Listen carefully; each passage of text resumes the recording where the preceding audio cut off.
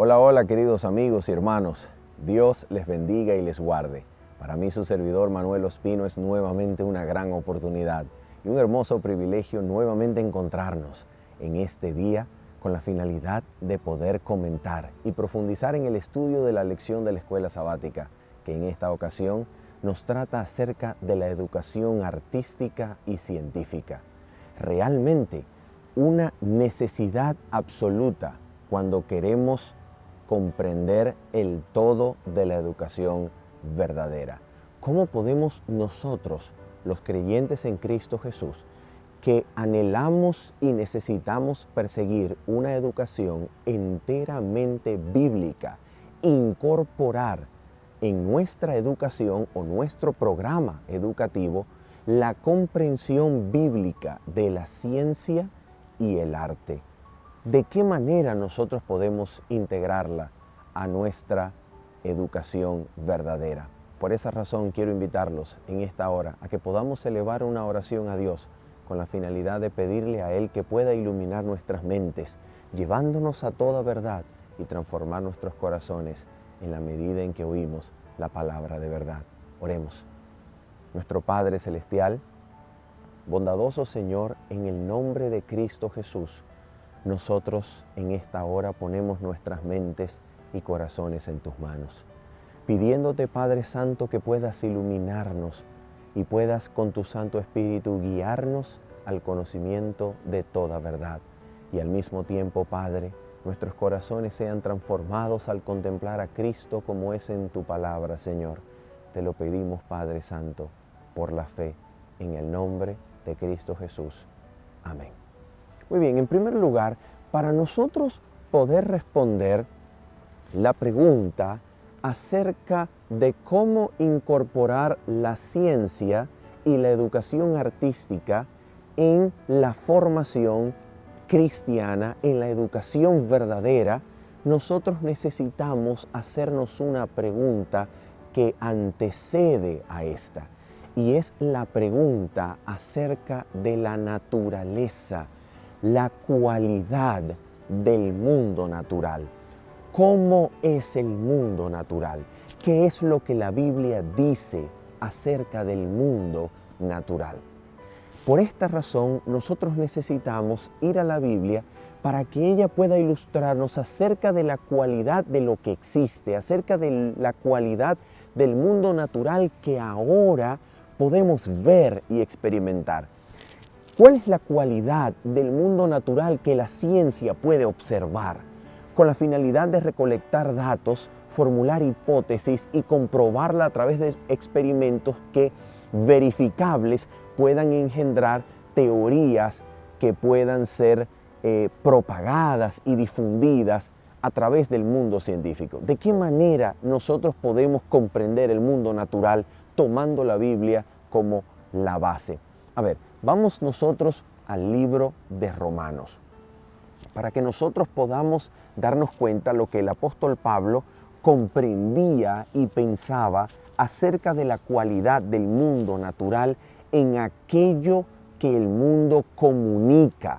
Mira lo que dice la Escritura en Romanos capítulo número 1, y vamos a leer desde el versículo número 18 en adelante. Dice la Escritura así: porque la ira de Dios se revela desde el cielo contra toda impiedad e injusticia de los hombres que detienen con injusticia la verdad. Nota esto. La ira de Dios particularmente se revela hacia aquellas personas que detienen con injusticia la verdad. ¿Cuál es la verdad que con impiedad e injusticia los hombres han querido detener, que la creación quiere comunicar, que la naturaleza quiere transmitir? ¿Cuál es la idea? ¿Cuál es el conocimiento que los hombres se han esforzado por detener, que el mundo natural quiere comunicar? Mira lo que dice la Escritura. Dice así, versículo 19. Porque lo que de Dios se conoce, atención, les es manifiesto. Nota esto. Aquí no está dando lugar a la posibilidad de una obscuridad con respecto a la existencia de Dios que puede ser mostrada desde lo que existe. Miren lo que termina diciendo el pasaje. Porque lo que de Dios se conoce les es manifiesto, pues Dios se lo manifestó. ¿Cómo? ¿Cómo Dios ha manifestado aquello que de Él puede conocerse manifiestamente? Dice la Escritura. Porque lo invisible de Él, versículo 20, lo invisible de Él, su eterno poder y su deidad, se hace claramente visible desde la creación del mundo y se puede discernir por medio de las cosas hechas.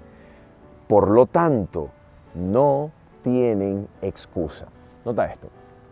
De acuerdo con lo que este pasaje nos está diciendo, el mundo natural posee la capacidad de transmitir aquello que Dios ha hecho necesario que de Él se conozca, su eterno poder, su deidad y lo invisible de Él son transmitidos de manera manifiesta a través de las cosas creadas.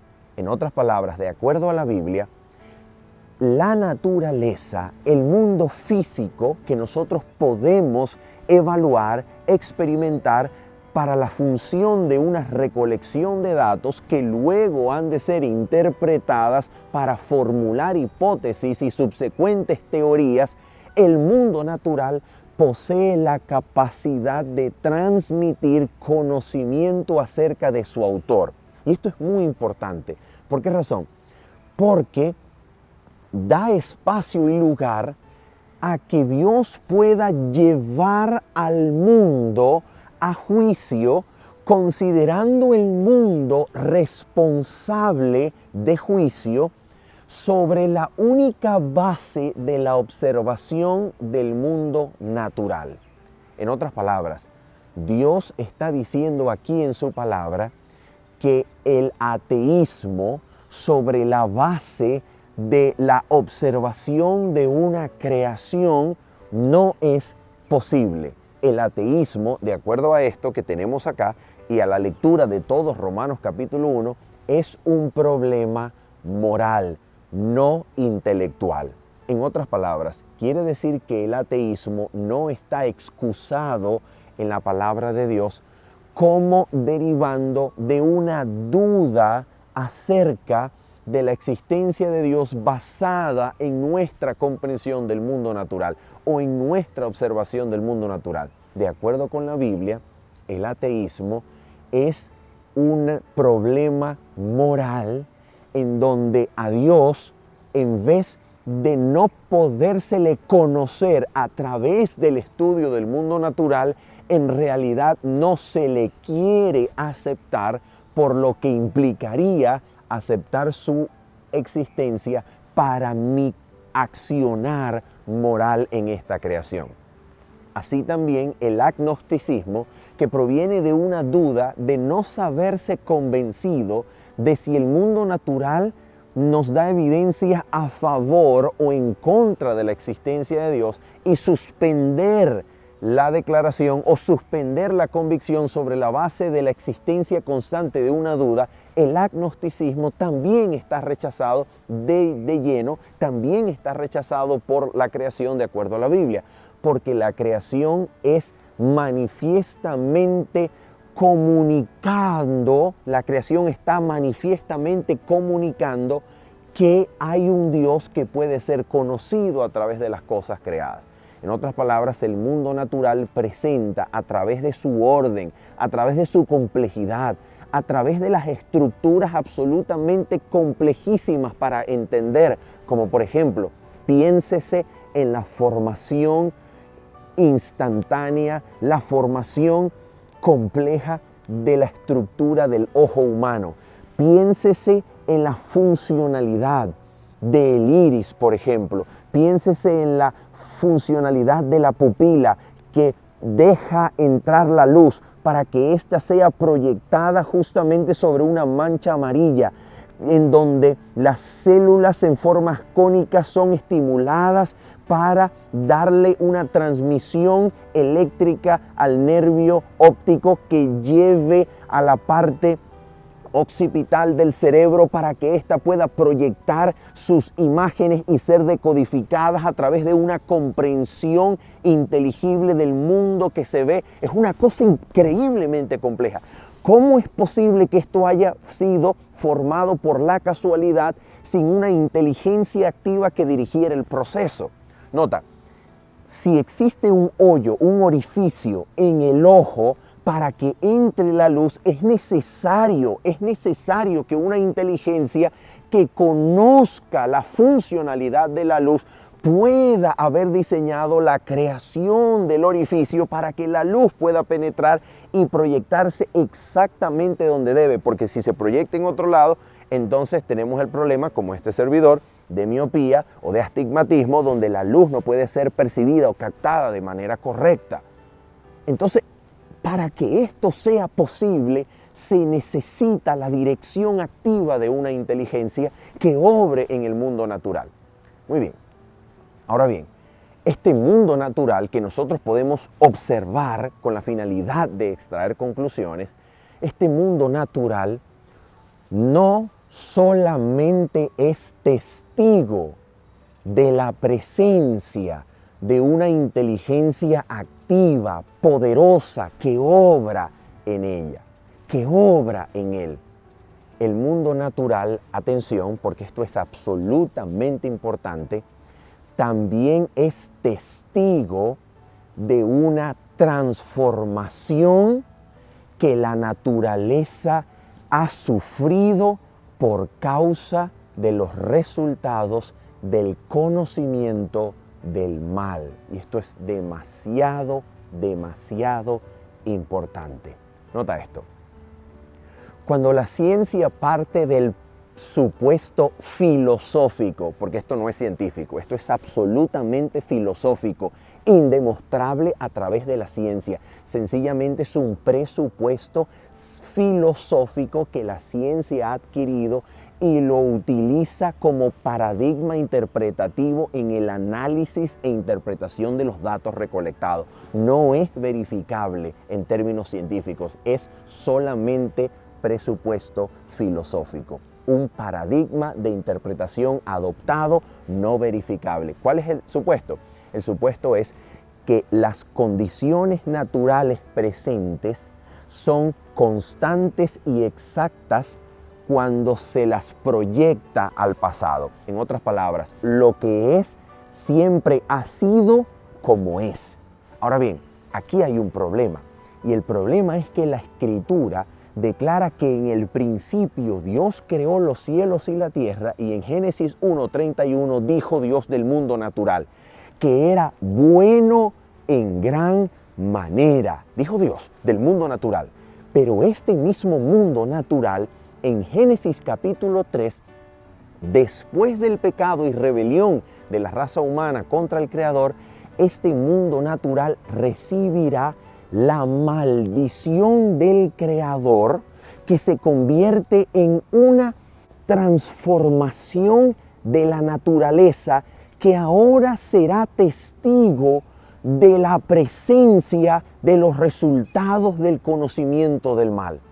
La presencia de la muerte se hace con esta naturaleza y modifica todo aquello que ella pueda comunicarnos, porque ahora nos comunica no solamente la existencia de Dios, sino también la existencia del mal. Y aquí hay que hacer una pausa profunda y analizar lo que la inspiración nos dice en cuanto a esto de la presencia del mal en el mundo natural. Y es demasiado importante. ¿Por qué razón? Porque es aquí, observando esto, en otras palabras, observando el poder de aquella inteligencia que dirige la creación a través del poder vivificante que está presente en ella y la dirige y nos muestra la existencia de Dios, nos muestra la deidad, su eterno poder y su divinidad, las cosas invisibles de Dios, pero al mismo tiempo, al observar la presencia del mal en el mundo natural, entonces los antiguos que no tenían la revelación de la palabra escrita de Dios, entonces los antiguos pueblos, observando esa dinámica en el mundo natural, fueron llevados a extraer conclusiones equivocadas y adorar la naturaleza como teniendo en ella misma la divinidad. Y esto es lo que más adelante se le va a conocer filosóficamente como panteísmo, pero que las tradiciones antiguas, las culturas antiguas, deificaron la naturaleza. ¿Por qué? Porque observaban en ella una dinámica de bien y mal que les llevó a concluir que había en la naturaleza una posibilidad de ser identificada con dioses, con fuerzas sobrenaturales. Y adoraron al sol, adoraron la lluvia, adoraron las fuerzas que permitían el crecimiento de las cosechas. ¿Por qué? Por esta precisa razón. Porque en la naturaleza Dios ha dejado testimonio de sí mismo, pero al mismo tiempo también ha dejado Dios testimonio de los resultados del pecado y del conocimiento del mal. Mire lo que dice la inspiración en el libro de la educación, página 25. Mira esto, dice así: aunque la tierra estaba condenada por la maldición, la naturaleza debía seguir siendo el libro de texto del hombre. Mira esto. Ya no podía representar bondad solamente la naturaleza. Ahora mira lo que representa también. Porque el mal estaba presente en todas partes y arruinaba la tierra, el mar y el aire con su contacto contaminador. Esto es tremendo.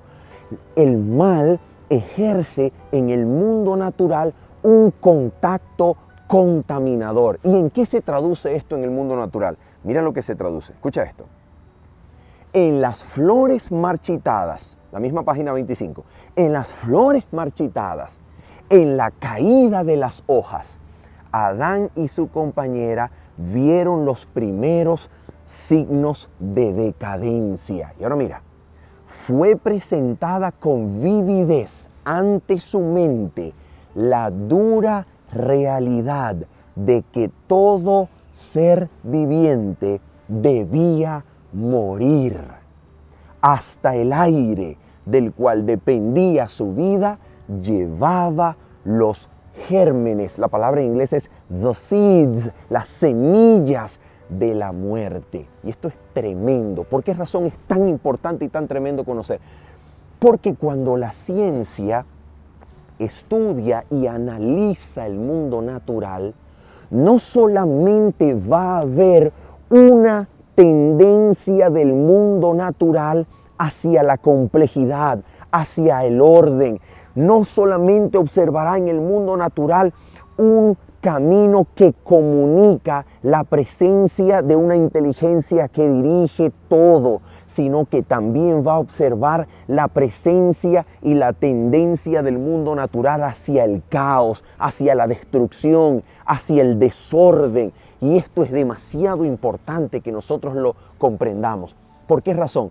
Porque cuando entonces nosotros observamos el mundo natural, no vamos a observar solamente el mundo tal como salió de las manos del Creador, sino que vamos a observar el mundo como se debate entre el bien y el mal. La presencia del bien y la presencia del mal, del conflicto de los siglos, también se evidencia como libro de texto en el mundo natural. Y esto es muy, pero muy importante. ¿Por qué razón? Porque cuando las antiguas civilizaciones observaban, como dice la inspiración allí más adelante, también en el libro La Educación, cuando los antiguos observaban, por ejemplo, que un árbol echa sus hojas, deja caer su follaje, deja caer sus hojas en el invierno y se vuelve totalmente sin hojas, un árbol seco. Pero luego en la primavera el mismo árbol parece, atención, parece resucitar y recobra su vida, y las hojas en el verdor de la primavera conducen a las flores y las flores conducen al fruto. Entonces los habitantes del mundo antiguo dijeron, pero ¿qué es esto? Mira cómo le llama la inspiración a esta dinámica del mundo natural. Mira esto. Dice ella aquí lo siguiente. Escucha esto. Dice ella así. También al hombre y a su mujer, a toda la creación, también se les recordaba continuamente la pérdida de su dominio, a Adán y Eva. Pero al mismo tiempo, escucha esto, sin embargo, página 26, el hombre no fue abandonado a los resultados del mal que había escogido. Escucha esto. En la sentencia pronunciada contra Satanás se insinuó la redención y ahora se narra Génesis 3:15 y termina diciendo, escucha esto, esta sentencia pronunciada a oídos de nuestros primeros padres fue para ellos una promesa. Antes de que oyeran hablar de espinos y cardos, del trabajo duro y del dolor que les habían de tocar en su suerte, o del polvo al cual debían volver, escucharon palabras que no podían dejar de infundirles esperanza. Todo lo que perdieron al ceder a las insinuaciones de Satanás se podía recuperar por medio de Cristo. Y ahora mira dónde se deja esto como libro de texto. ¿Dónde se les deja como libro de texto la esperanza de que Cristo recuperará y recobrará el dominio perdido por ellos? ¿Dónde se les deja como libro de texto? Escucha esto.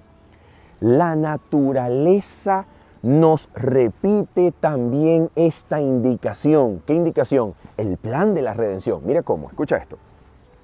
Aunque está manchada por el pecado, la naturaleza no solo habla de la creación, sino también de la redención. ¿Cómo? Mira cómo. Aunque por los signos evidentes de decadencia, la tierra da testimonio de la maldición que pesa sobre ella, es todavía hermosa, atención, y rica en señales del poder vivificador. En inglés la frase es the life-giving power, es decir, el poder que da vida también se hace presente en la naturaleza. ¿Cómo? Mira cómo. Los árboles se despojan de sus hojas únicamente para vestirse de nuevo verdor. ¿Y qué es eso? ¿Qué cosa testifica esa dinámica del mundo natural? Que los árboles se secan y dejan caer sus hojas para volver a vestirse de verdor en la primavera. ¿Qué testifica eso? Testifica la presencia, atención, de las manchas, del pecado y del mal que ha incursionado en el mundo natural, y al mismo tiempo la presencia de un poder vivificador que evidencia la verdad de la redención. Entonces, en el mundo natural podemos ver la presencia del bien con su poder vivificador que parece resucitar los árboles, y al mismo tiempo vemos la presencia del mal que los despoja aparentemente de su vida y sus hojas en el invierno. Las civilizaciones antiguas, pensemos en los egipcios, pensemos en los mayas, al observar esta dinámica del mundo natural, ¿qué concluyeron? Concluyeron, la naturaleza en sí misma es Dios y hay que rendirle culto. Pero nosotros, al comprender esto por la Biblia, podemos darnos cuenta que esta dinámica del mundo natural es una dinámica didáctica que Dios ha permitido con el propósito de comunicar no solamente la existencia del bien, no solamente la existencia suya como creador, sino los resultados del pecado y la esperanza de recuperarse de él. Y esto es tan importante. ¿Por qué? Porque cuando un científico entonces mete debajo de su microscopio el mundo natural y se da cuenta que la complejísima estructura de una bacteria, que puede ser tan importante para los procesos digestivos, por ejemplo, del estómago humano, las bacterias que producen la descomposición de algunos alimentos que de manera probiótica pueden restaurar la flora bacteriana intestinal, ese mismo tipo de estructura compleja puede convertirse en una infección que termina con la muerte de la persona si no se controla. Entonces, ¿cómo es posible que una misma cosa que a través de su complejidad comunique la presencia del Creador y una inteligencia activa que obre en la naturaleza, al mismo tiempo comunica la existencia del mal? Porque Dios así lo ha querido, para que la naturaleza nos ilustre el conflicto de los siglos entre el bien y el mal. Y esto es tan importante, porque el científico que ve evidencia del bien y ve evidencia del mal, en vez de sacar una conclusión de que esto es caótico y no se puede entender, debe entenderlo como resultado de la evidencia de un conflicto entre Cristo y Satanás. Y eso es lo que hace la diferencia entre un paradigma absolutamente materialista y un paradigma que tome la creación, que tome la existencia de Dios como genuina y válida para analizar los datos que la naturaleza nos ofrece. Ahora, si la presencia del bien, del Creador, y al mismo tiempo la presencia del mal, como resultado del conocimiento del mal y del pecado, está presente en el mundo natural, ¿qué cosa nos dice esto acerca del arte? Imagínate esto.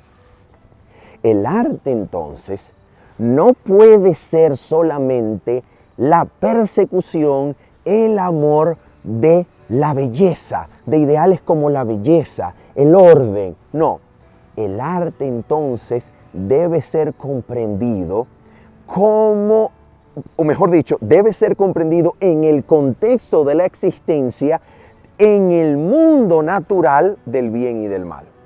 Entonces, el arte no puede conducirnos a la idea de que todo lo que es bello, todo lo que es hermoso, evidentemente es o pertenece al lado del bien. Porque donde existe el bien mezclado con el mal, solamente la Biblia nos puede ilustrar cuál es la verdadera belleza y valor ante los ojos del Creador. Y por esta razón la Biblia nos habla de la hermosura de la santidad, donde Dios, en vez de recomendar los ornamentos preciosos a la vista, recomienda la edificación del carácter como lo más hermoso que un hombre y una mujer pueden edificar para la gloria de Dios. Un carácter simétrico, integral, un carácter a la semejanza divina, es el todo y el fin de la verdadera educación. Entonces, nosotros necesitamos integrar el conocimiento bíblico, el conocimiento de la creación como la Biblia lo da, para analizar tanto científica como artísticamente el mundo natural. Finalizamos entonces con esto. El día viernes contiene una declaración absolutamente importante. El día viernes, la lección presenta el punto o supuesto filosófico que la ciencia ha adquirido. Y es, nuevamente repito, un punto filosófico indemostrable a través de la experiencia. Y es el hecho de que todo lo natural debe ser explicado por causas naturales. Ahora bien, si nosotros analizamos este supuesto, entonces todo lo que existe, el universo y toda la naturaleza, debe tener solamente dos posibles orígenes. Número uno, el mundo y el universo son eternos, porque un universo natural debe ser explicado por causas naturales, y esto de manera retrospectiva nos lleva a la premisa de un universo y un mundo eternos, nunca engendrados, nunca originados, porque si solo lo natural explica lo natural, entonces la presencia de algo debe ser respondido solamente por algo. Entonces, o el mundo es eterno, o, la segunda explicación, el mundo se originó de la nada naturalmente. ¿Es lógico eso?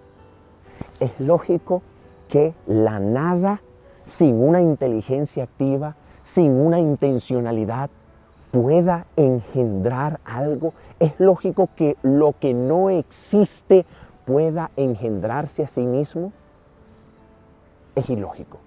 Esto es un paradigma científico indemostrable por la experiencia.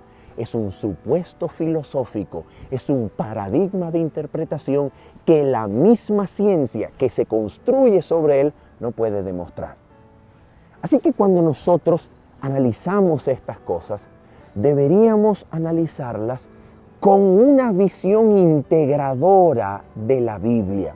La Biblia debe integrarse en cada aspecto de la enseñanza, en la misma comprensión del mundo natural. La Biblia debe estar presente en la comprensión del observador cuando ha de tomar los datos y formular mediante ese paradigma interpretativo sus conclusiones, hipótesis y teorías. La Biblia debe ser el principio integrador, articulador, la visión bíblica sobre el mundo natural, tanto para la ciencia como para el arte. Habiendo dicho esto, y esperando que haya sido para tu crecimiento espiritual en la gracia de Cristo, se despide tu servidor Manuel Ospino diciéndote bendiciones. Chao, chao.